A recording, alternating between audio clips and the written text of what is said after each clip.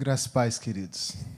Que Deus possa abençoar ricamente a sua vida, abençoar ricamente sua família. E nesta manhã, nós encerraremos a série de mensagens sobre o Pai Nosso. Série essa que o tema é Princípios que Tocam os Céus. E eu gostaria de convidar os irmãos a abrirem dois textos bíblicos nesta manhã. Mateus capítulo 6, versículo 13, o final do versículo 13, e também no capítulo 7 do livro de Apocalipse. Mateus 6, 13, a minha versão é revista e atualizada. Mateus 6, 13, parte B diz: Pois teu é o reino, o poder e a glória para sempre. Amém. Apocalipse capítulo 7. Nós leremos todo o capítulo.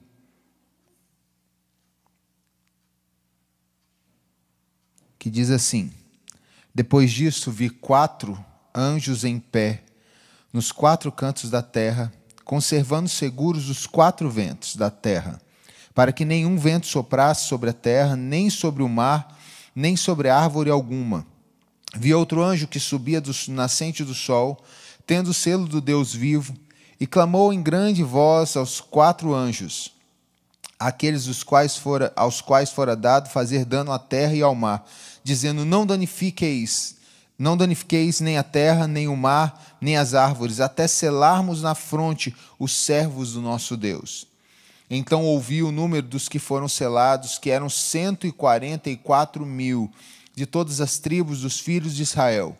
Da tribo de Judá foram selados 12.000, da tribo de Ruben 12.000, da tribo de Gade 12.000, da tribo de Azer 12.000, da tribo de Naftali 12.000, da tribo de Manassés 12.000, da tribo de Simeão 12.000, da tribo de Levi 12.000, da tribo de Sacar 12.000, da tribo de Zebulon 12.000, da tribo de José 12.000, da tribo de Benjamim foram selados 12.000.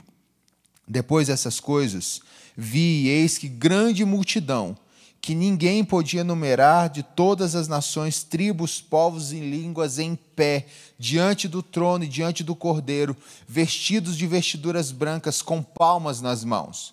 E clamavam em grande voz, dizendo: Ao nosso Deus, que se assenta no trono, e ao Cordeiro pertence a salvação.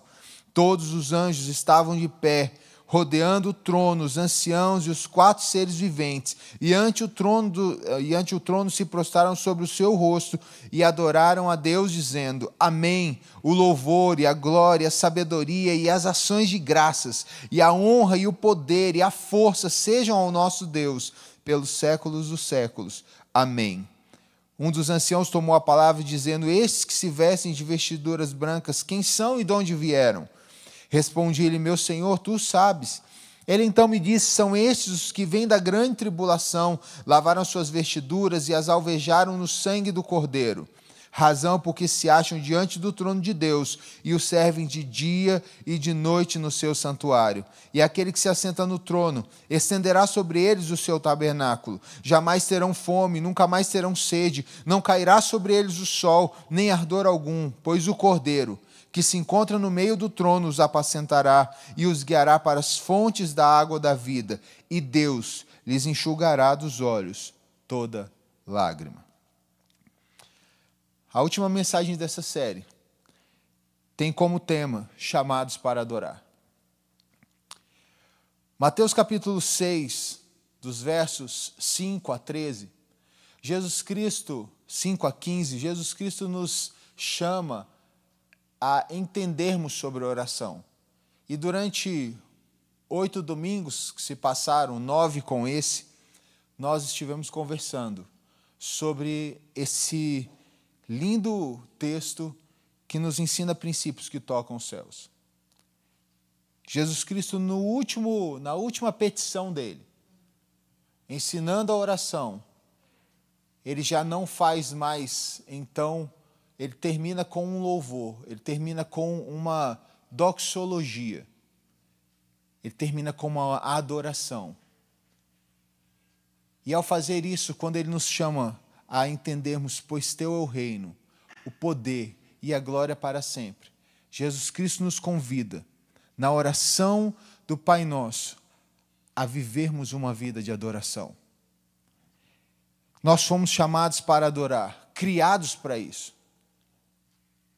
A Bíblia toda nos convoca a adorarmos ao Senhor, de Gênesis a Apocalipse. Quando passamos pelos Salmos, o livro de Salmos termina com uma fala, com uma convocação a toda a criação, a todas as criaturas que foram feitas por Deus, que diz: todo ser que respira, louve ao Senhor. Nós vemos que a adoração faz parte do homem, da humanidade, da criação. No nosso catecismo, o Catecismo de Westminster, no breve catecismo, existe uma pergunta. A primeira pergunta é: qual é o fim principal do homem? A resposta a essa pergunta está: o fim principal do homem é glorificar a Deus e gozá-lo para sempre. Como uma das bases bíblicas para essa resposta, os construtores do Catecismo de Westminster usaram Efésios capítulo 1, versículo de 5 a 7, que diz: e nos predestinou para filhos de adoção por Jesus Cristo, para si mesmo, segundo o beneplácito de sua vontade, para louvor da glória de sua graça, pelo qual nos fez agradáveis a si no amado, em quem temos a redenção pelo sangue, a remissão das ofensas, segundo as riquezas da sua graça. Adorar não é uma opção do homem. Adorar faz parte da criação, da essência pelo qual o homem foi criado. Quando Deus forma o homem, Ele forma o homem para adorá-lo, como todos os outros seres adoravam o Senhor. Não que Deus precisasse, porque Deus, Ele é contente em si mesmo. Não que Deus tenha necessidade da nossa adoração, do nosso louvor. Ele nos criou para adorá-lo porque Ele quis. Mas Ele nos criou para adorá-lo.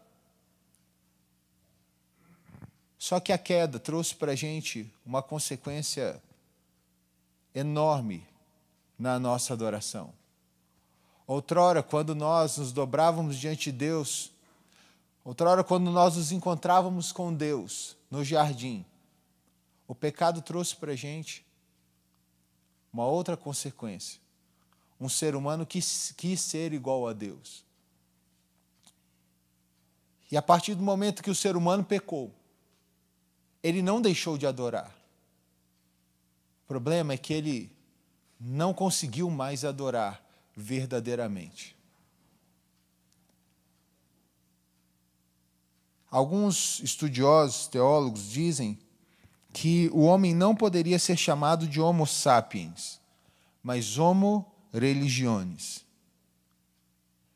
Porque, como diz Eclesiastes, que Deus plantou a eternidade no coração do homem, nós somos homens, seres humanos religiosos, numa perspectiva de buscarmos adoração, de queremos adorar algo desde a queda. Depois que os nossos olhos se cegaram para Deus, nós desejamos outros deuses, porque faz parte do ser humano.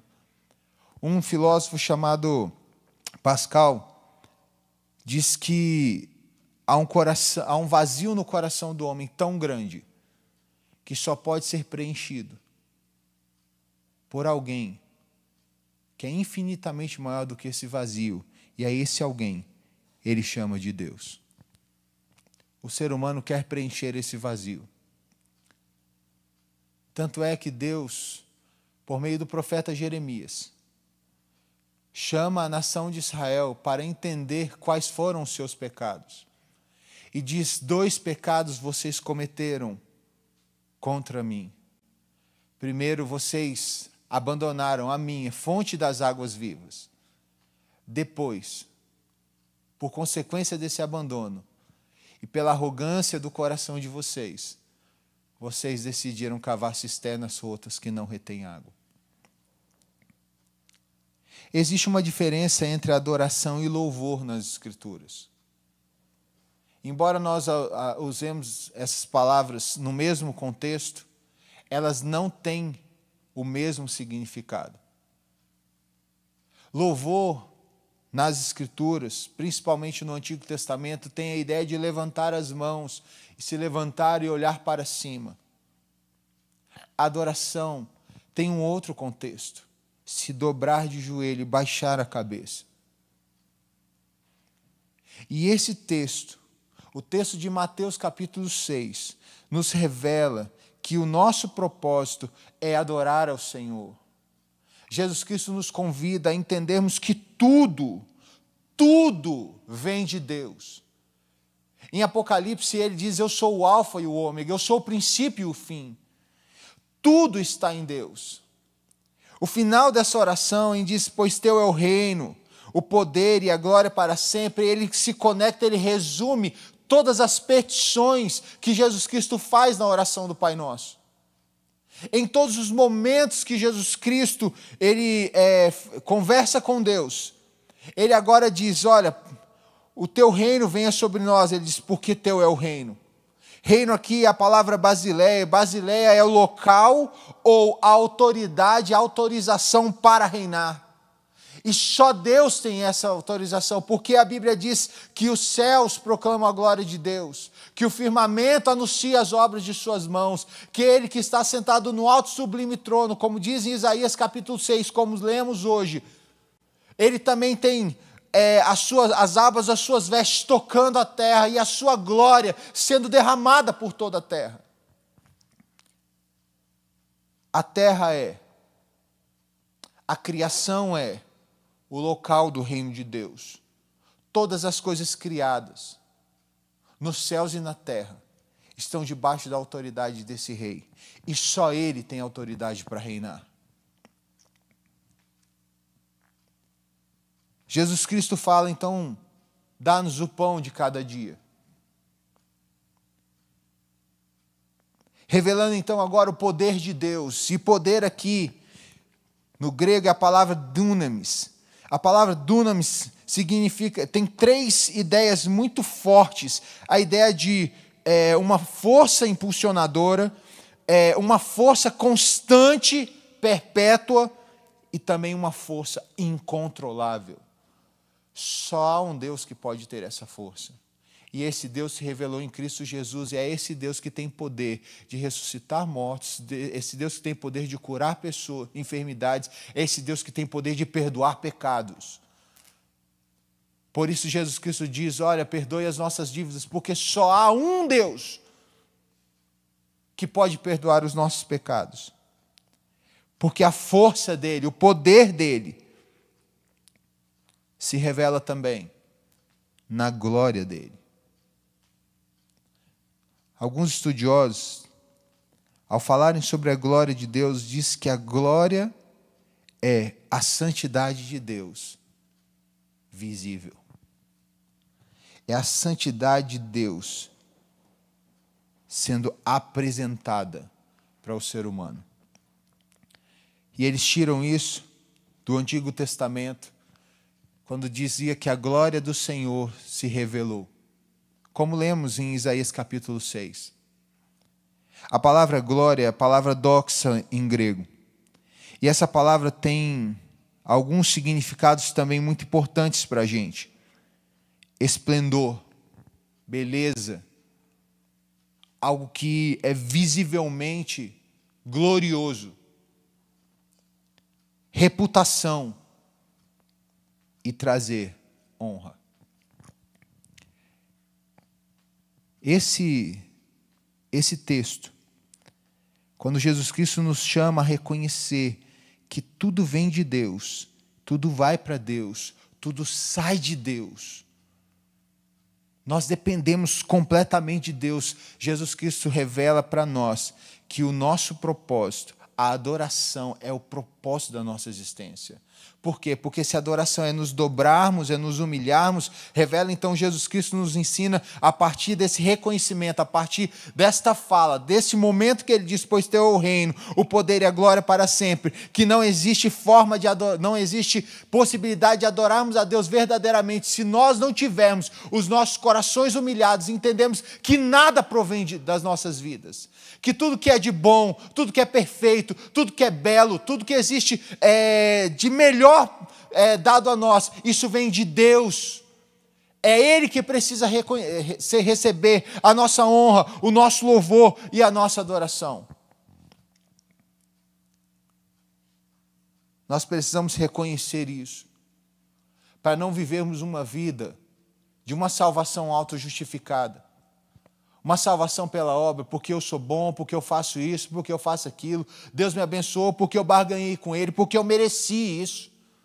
Não, não existe isso. Jesus Cristo nos ensina que se você quer adorar a Deus verdadeiramente e viver o propósito da sua vida, que é adorar ao Senhor, como a primeira pergunta do catecismo diz, se você quer viver a sua vida, o seu propósito, então dobre-se diante do Senhor, se humilhe diante dEle, reconheça que só dEle pode vir todas as coisas. Porque enquanto o ser humano buscar a Deus, ainda linkado na perspectiva de que Ele é algo, ele vai continuar vivendo uma vida de uma adoração falsa. E a adoração falsa, ela às vezes coloca a gente a priorizar lugares de adoração e não uma vida de adoração, o ser da adoração. Jesus Cristo, no encontro com a mulher samaritana, João capítulo 4, a mulher olha para ele, e aí? Vocês dizem que tem que adorar lá em Jerusalém? Nós dizemos que tem que adorar aqui em Gerazim? E aí? Qual é a verdade? Jesus Cristo olha para aquela mulher e diz, olha, vai chegar o momento em que nem Jerusalém, nem Gerazim, mas que vocês vão entender que Deus busca adoradores que o adorem em espírito e em verdade, porque Deus é espírito. E essa busca é que nos traz a fazer com que os nossos locais de adoração, como esse que a gente está hoje aqui, se tornem tão especiais. Porque esse local só tem sentido quando os nossos corações buscam a Deus em espírito e em verdade. Quando o desejo do nosso coração é muito mais do que fazermos parte de um grupo, mas de expressarmos como corpo, como povo, a glória e a santidade de Deus. A primeira verdade de sermos chamados para adorar é entendemos que a adoração é o nosso propósito. Que a adoração precisa revelar um coração humilhado, dobrado diante do Senhor, centralizado em Cristo, na graça de Deus, centralizado no próprio Deus, como Ele sendo o princípio e o fim. Mas a segunda verdade, não mais, mas a segunda verdade diz, conhecer a Deus é uma herança que nós recebemos. A adoração nos revela que conhecer a Deus é para nós como uma herança. Oséias capítulo 6, versículo 3 diz, então conheçamos e prossigamos em conhecer ao Senhor, a sua saída como a alva é certa, e Ele a nós virá como a chuva, como chuva serôdia que rega a terra. Apocalipse capítulo 7. Ele finaliza uma sequência de capítulos maravilhosos, em que o Cordeiro, ele é sacrificado, e ele vem, pega o livro e abre os selos. Diz lá em Apocalipse capítulo 5, que o Cordeiro é o único que pode abrir o livro e os selos. E ele abre. Muitas coisas acontecem nesse processo. Mas no capítulo 7, uma multidão, vestido de branco, as vestes foram lavadas no sangue do Cordeiro, adoram ao Senhor. E tem palmas nas mãos, e aqui palmas não são palmas percussivas, aqui são folhas de palmeiras. São as folhas das palmeiras. E o significado de tudo isso. As folhas das palmeiras, toda vez que as pessoas elas levam essas folhas, elas estão querendo dizer que alguém vitorioso está entre elas. E aquela multidão celebra a vitória do Cordeiro. E porque o Cordeiro venceu a morte, porque o Cordeiro venceu o pecado, porque o Cordeiro venceu o diabo, eu e você voltamos a conhecer a Deus. Os discípulos conversando com Deus e Jesus falando assim, olha, vocês conhecem o Pai? E aí um dos discípulos olha, mas Senhor, mostra-nos o Pai. Jesus Cristo diz, vocês estão comigo há tanto tempo e vocês ainda não conhecem o Pai? Eu e o Pai somos um. Então ele diz, eu sou o caminho, eu sou a verdade, eu sou a vida. E ninguém vem ao Pai senão por mim. Cristo, e por meio de Cristo nós recebemos a herança de fazermos cumprir a promessa de Oséias capítulo 6, conhecer a Deus e prosseguir em conhecê-lo. João Calvino, quando ele comentou esse texto, ele usou a seguinte afirmação. Ele surpreso porque essa linha, pois teu o reino, o poder e a glória para sempre, ela não está nos manuscritos mais antigos, mas ela foi colocada na nossa Bíblia, no nosso manuscrito, e ele diz assim, pois teu é o reino. É surpreendente que essa cláusula, que concorda bem com o resto da oração, foi deixado de fora pelos latinos. Por isso não foi adicionado apenas com o objetivo de acender nossos corações para buscar a glória de Deus e nos lembrar o que deve ser o objeto de nossas orações, mas também para nos ensinar que nossas orações, que são ditadas aqui para nós, são fundadas somente em Deus, para que não confiemos em nossos próprios méritos. Então, no Catecismo de Heidelberg, completando esse pensamento de Calvino, catecismo que foi escrito em 1563, falando sobre esse texto, diz: como você pode terminar sua oração? Resposta: pois teu é o reino, o poder e a glória para sempre. Quer dizer, tudo isso te pedimos, porque tu queres e pode dar-nos todo o bem, pois és nosso Rei, e tudo está em teu poder. Pedimos-te isso também, para que não o nosso, mas o teu nome santo, seja eternamente glorificado.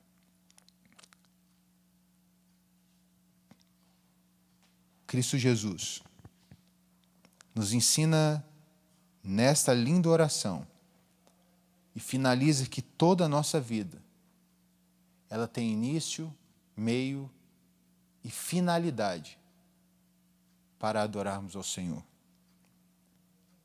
Se eu e você queremos viver uma vida de adoração, se você entendeu que foi chamado para adorar, saiba que a adoração é o seu propósito de vida. Que conhecer a Deus é uma herança que recebemos em Cristo, porque só em Cristo nós conhecemos o Pai. Só em Cristo nós sabemos quem Deus é. E cada vez mais, vivendo em Cristo, mais somos aperfeiçoados por Deus. Porque se a glória de Deus é a santidade dele, visível e derramada, a Bíblia diz que Cristo, ele é a glória do Deus vivo. E que ao conhecermos Jesus, nós conhecemos como herança, dada por Cristo a nós, o conhecer o Pai e o ser cheio do Espírito Santo. Eu e você somos chamados a adorar ao Senhor. A oração não é um conjunto de técnicas. A oração é o momento em que nos alimentamos do banquete de Deus. Em todo esse processo e todo esse momento da série de oração, falando sobre oração, nós vimos como é importante levarmos Deus a sério. Como é importante entendermos como nós estávamos e o que Deus fez de nós.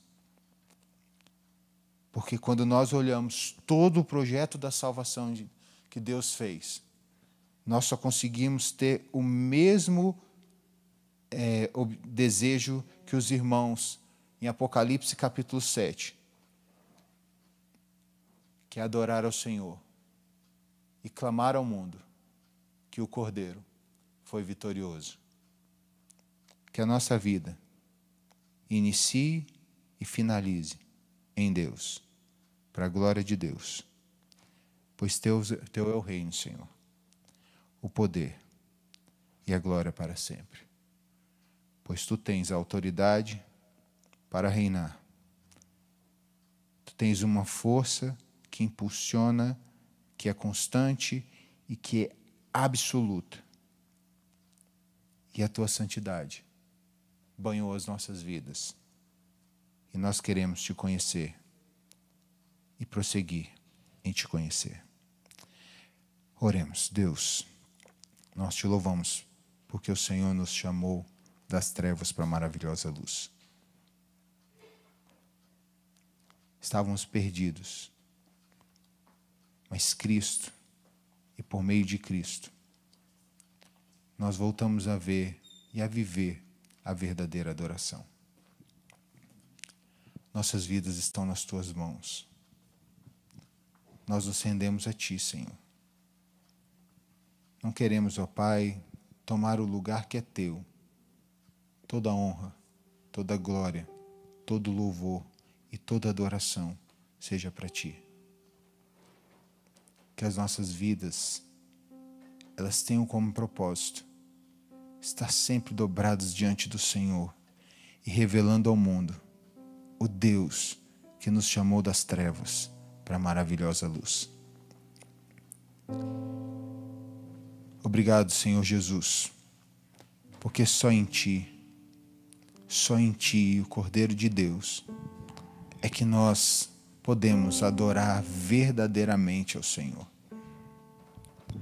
Só porque o Senhor é a nossa ponte, o nosso caminho, porque Tu és a verdade e a vida que há em nós, é que nós podemos adorar a Deus como Deus deseja ser adorado. Molda o nosso coração, molda as nossas vidas, para que nada, Senhor, nada tome o Teu lugar, o lugar de adoração que é só para o Senhor. Não deixe, Senhor Deus, que sejamos, ó Pai, endurecidos no coração. Mas como disse o salmista, dá-nos um coração contrito e um espírito compungido. Cria em nós, ó Deus, para que sejamos adoradores, que Te adorem em espírito e em verdade.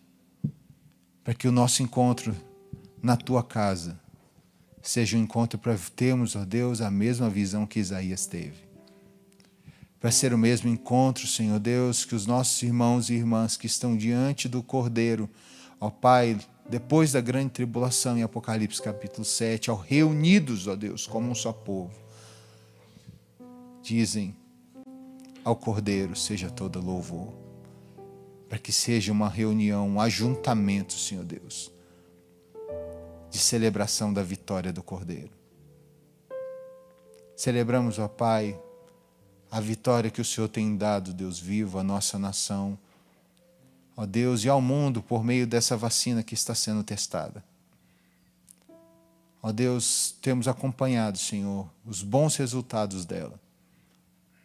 E sabemos que a Tua mão está nesse processo, Senhor.